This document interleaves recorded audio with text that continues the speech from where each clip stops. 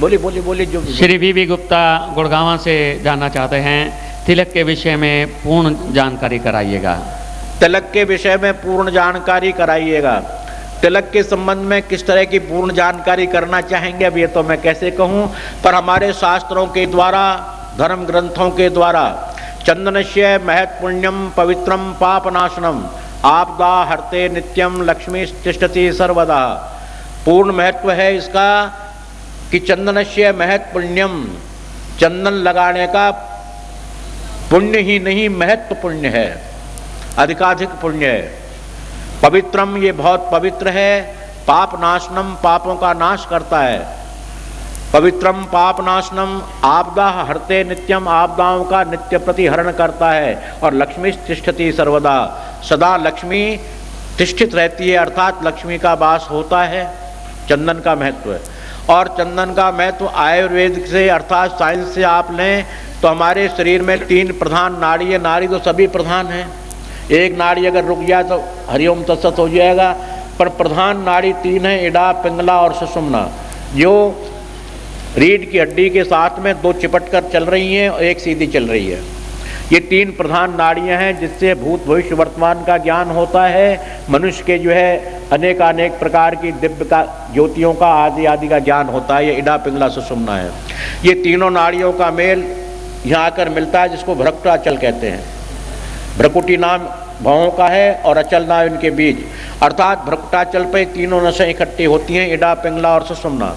इड़ा, पिंगला, सुषुम्ना में हमारा वायु दूषित या गर्मी का प्रभाव, कुप्रभाव, सुप्रभाव इन पर पड़ता रहता है। तो इन पर कुप्रभाव न पड़े गर्मी इत्यादि का, उसके लिए चंदन महत्वपूर्ण है। अर्थात चंदन जैसा भी आप लगाए, मलियागिरी लगाए, जैसा लगाए, ये इन तीनों नाड़ियों का पोल्यूशन से रोकती है, इनको ठंड प्रदान करती है। अर्थात ध्यान मार्ग, योग मार्ग और आध्यात्मिक जगत के लिए बड़ी सहायक हैं, या भौतिकवाद के लिए भी सहायक है व्यापारी दृष्टिकोण से। तो ये चीज़ें, इसका विशेष महत्व तो यही है। साइंस के हिसाब से हमारी 3 प्रधान नाड़ियों के लिए ये पोल्यूशन से चंदन रोकता है, इनको ओज देता है, ताकत देता है, ठंड देता है।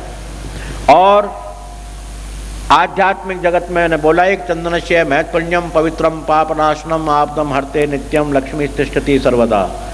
आप दोनों ही तरह मान लें। अगर आप आध्यात्मिक जगत से मानते हैं तो ऐसा है, अगर आपने कार्तिक मातम पढ़ा हो तो एक भील जंगल के अंदर में अपनी शिकार करने के लिए गया, और शिकार करते करते वो थक करके सो गया वृक्ष के नीचे। वहाँ किसी सर्प ने दंश कर लिया, उसको सर्प ने काट लिया, मर गया। अब मरने के बाद में ऊपर एक गिद्ध बैठा हुआ था। गिद्ध ने अपना जो है स्टूल डाला, ये शेर डाला, और उसके मस्तक पर पड़ गया। तो उसके स्टूल में एक ऐसी वो है कि सूखने के बाद वाइट हो जाता है, वो यहाँ आकर के फट गया, और फट करके जैसे हमारे लग रहे हैं ऐसा लग गया। यमराज के दूत आ गए इतने ही टाइम में। यमराज के दूत और महाराज जी भगवान श्री नारायण के पार्षद आ गए, दोनों में युद्ध हो गया। वो कहते हैं कि हमारे श्री भगवान श्री वैष्णव है, ये इसके तिलक लगे हुए हैं, मस्तक शून्य नहीं है, इसलिए हम इसको ले जाएंगे। वो कहता है ये महान पापी व्याध है, गिरद है, हत्यारा है, इसने हत्या तिलक नहीं लगाए, ये तो ऊपर से जानवर ने बीट किया, छेड़ किया, उससे हो गया।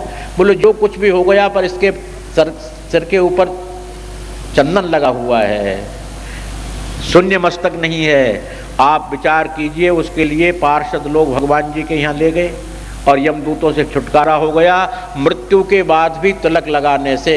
और ऐसी हमारी देश प्रथा है कि मरने के बाद में तिलक तो लगाते हैं, इसीलिए कि यमराज के कहीं बंधन में आ गया, ये यमराज से छूट गया है।